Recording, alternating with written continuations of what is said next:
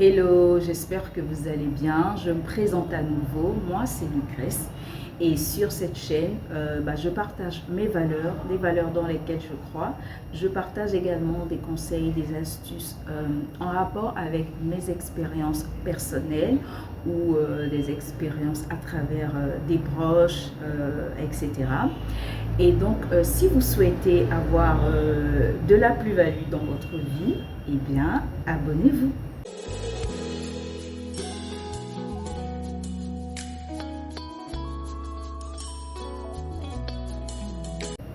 Et à vous qui êtes déjà là depuis le début, c'est vrai que c'est une toute petite communauté, mais je vous remercie infiniment d'être là et de croire en ce que je fais. Alors, aujourd'hui, de quoi est-ce que je vais parler? Je vais parler de comment est-ce qu'on peut reconnaître un environnement sain d'un environnement toxique. Alors aujourd'hui, à l'ère du développement personnel, on sait aujourd'hui qu'il y a des personnes toxiques. On fait la différence aujourd'hui entre les personnes toxiques et les personnes saines. Si ce n'est pas le cas pour vous, je crois que j'ai prévu une vidéo dans ce sens.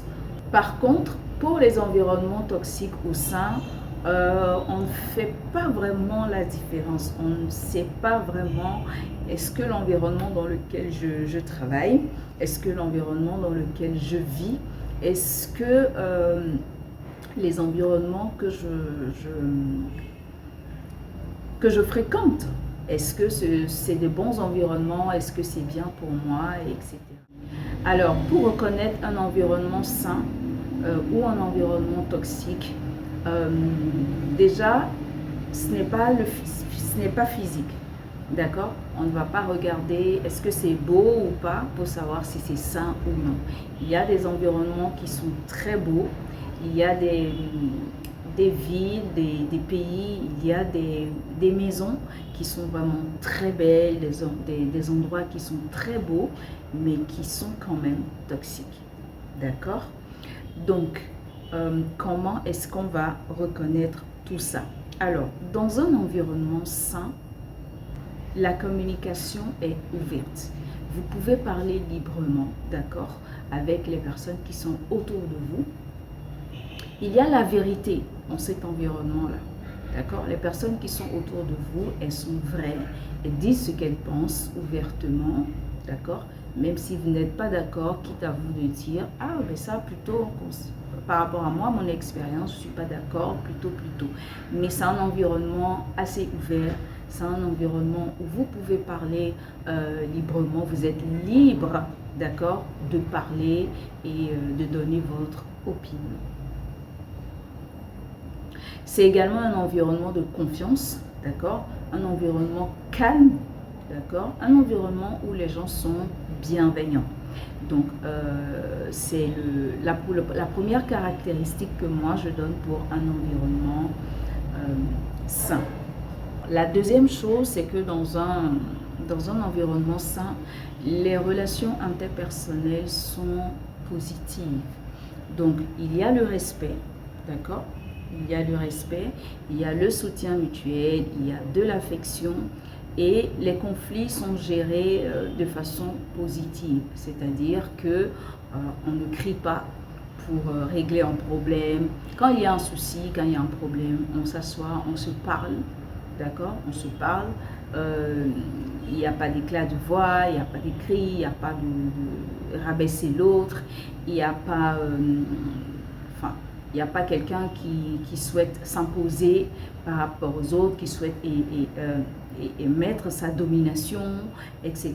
Dans un environnement sain, il n'y a pas de violence d'aucune sorte, qu'elle soit verbale, qu'elle soit physique, qu'elle soit émotionnelle si ça existe. Donc il n'y a aucune sorte de violence dans un environnement sain, d'accord? Chacun se respecte, chacun se parle,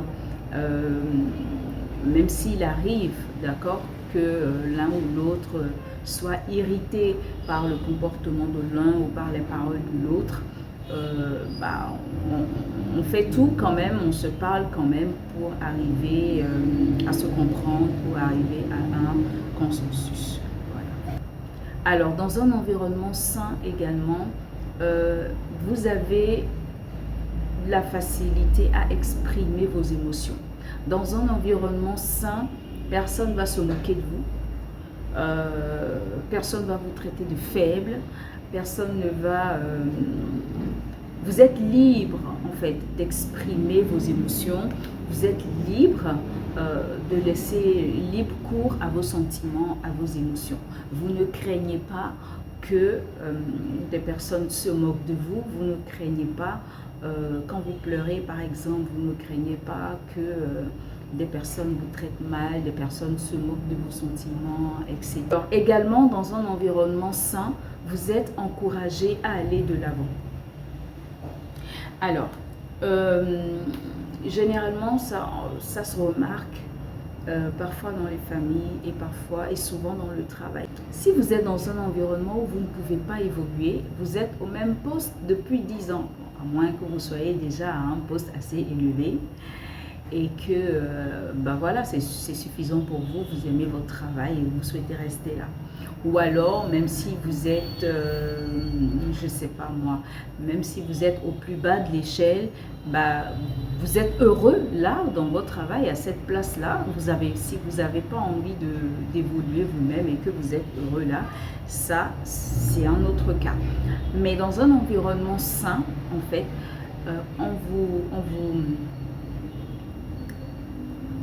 l'évolution est possible, d'accord? Votre développement personnel est pris en compte, d'accord? On vous booste pour que vous puissiez aller de l'avant, pour que vous puissiez croître, d'accord? Dans tous les domaines, dans tous les domaines. Donc, voilà pour un environnement sain. Et pour un environnement malsain ou toxique, eh ben, ça va être la même chose. Ce sera un environnement où ni vos sentiments, ni vos émotions, ni votre opinion n'est respectée. Ce sera un environnement où il y aura de la rudesse. Les gens vont vous parler avec rudesse. Les gens vont essayer de s'imposer à vous. Les gens, certaines personnes vont essayer d'imposer leur domination, vont essayer de vous dominer. Ce sera un environnement où voilà, il y a on vous parle en criant, ou si c'est un environnement de travail, par exemple, ou familial, on ne permet pas que vous puissiez évoluer, on ne vous permet pas d'évoluer, d'accord? On veut que vous restiez là, à cette place-là, et même quand vous faites des efforts pour pouvoir aller de l'avant, pour pouvoir évoluer, eh bien, on vous rabaisse. Voilà, donc c'est cela un environnement toxique. C'est grâce à ces tips, à ces caractéristiques que je viens de vous donner que vous allez reconnaître si un environnement est sain ou pas. Alors, physiquement, il y a des endroits que vous pouvez reconnaître comme toxiques si, par exemple, la qualité de l'air et la qualité de l'eau ne sont pas bonnes. Si vous avez du mal à respirer, si quand vous arrivez à cet endroit, quand vous êtes dans cet endroit-là, vous êtes mal à l'aise, quand si c'est un appartement par exemple, ou si c'est une maison, ou si c'est au travail, vous n'êtes pas à l'aise, vous n'arrivez peut-être pas à dormir dans cet endroit, votre sommeil est perturbé, vous avez des cauchemars, vous avez... enfin, votre cerveau, il part dans tous les sens en fait. Vous avez des pensées qui jaillissent d'un peu partout, un environnement où il y a trop de désordre, où chacun fait ce qu'il veut, où c'est pas rangé. Toutes ces petites choses-là montrent en fait que vous n'êtes pas dans un environnement sain. D'accord? Donc, partons de là, je pense que vous pouvez savoir qu'est-ce qu'on appelle une personne toxique ou pas. Ce thème-là m'a été inspiré lorsque j'avais répondu présente à une invitation. On est arrivé, on s'est assis, l'ambiance était bon enfant, il y avait de la musique. Après, on a commencé à discuter entre nous, etc. Et il y a d'autres personnes qui arrivent. Donc, quand ces personnes-là arrivent, là s'installe maintenant le type d'environnement malsain dont je parle, enfin un peu toxique. Ils ont commencé à se chahuter en fait entre eux parce que moi, mon fils et ma fille, on ne les connaissait pas. Donc après les salutations d'usage, ils ont commencé à se chahuter entre eux et tout. Et on a remarqué que le ton avec lequel ils se parlaient, c'était pas vraiment bienveillant. D'accord? Pour eux, c'était des taquineries, mais c'était des taquineries avec des insultes, c'était des taquineries. Et puis, on a remarqué que ils avaient un comportement quand même assez nerveux. D'accord? Donc, ils ont commencé à mal se parler, ils ont commencé à se faire des reproches, ils ont commencé voilà, à s'insulter. Mais c'était dans un enfant, ils rigolaient, hein. Mais voilà, et là je me suis dit, ah waouh, ça c'est un environnement toxique. C'est un environnement toxique. Et en plus, c'était comme un environnement où oui, telle boisson c'est pour les grandes personnes, telle boisson c'est pour les enfants, ça c'est pour ceux qui ont la force, ça c'est pour... Et voilà, moi on m'a proposé l'une de ces boissons que j'ai gentiment déclinée. Donc voilà, donc ce thème m'a été inspiré par cet événement-là. Alors que quelques jours avant, j'avais participé à un événement avec ma fille. J'avais participé à un événement de mode. La première chose qui nous a frappé dans cet environnement, c'était le calme. Il n'y avait pas trop de monde, on va dire une vingtaine de personnes. Et c'était entre femmes, mais c'était tellement calme. C'était calme, c'était posé, on était apaisé. Quand on est rentré dans cet environnement, en fait, on était vraiment très à l'aise. On était vraiment très à l'aise. La conférencière, elle parlait et tout, elle expliquait les choses avec bienveillance, avec sourire. Et voilà, les femmes qui étaient là également, elles accueillaient la chose avec sourire. Elles se prêtaient au jeu parce qu'à un moment donné, elles voulaient montrer les différentes morphologies qui existent. Et donc, chaque personne passait en fait afin qu'elle puisse prendre les mesures et montrer vraiment comment est-ce qu'il faut reconnaître telle morphologie de telle autre morphologie. Donc, c'était un super environnement et on n'avait même pas envie de partir. On n'avait pas envie que ça finisse. Après, il fallait choisir des vêtements selon le thème et s'habiller et tout ça. Et malgré que c'était des femmes et tout, c'était pas bruyant. Chacun choisissait son vêtement dans le calme, regardait est-ce que ça me convient, demandait à l'autre est-ce que tu penses que cela me va. Mais c'était tellement, il y avait le respect quoi, il y avait le respect et il y avait le calme. Les gens se parlaient avec bienveillance, il y avait le sourire sur toutes les lèvres. Franchement, c'était tellement agréable qu'on n'avait plus du tout envie de rentrer chez nous. Voilà, et on s'y sentait comme si on les connaissait depuis longtemps. C'était comme si on était en famille, encore mieux.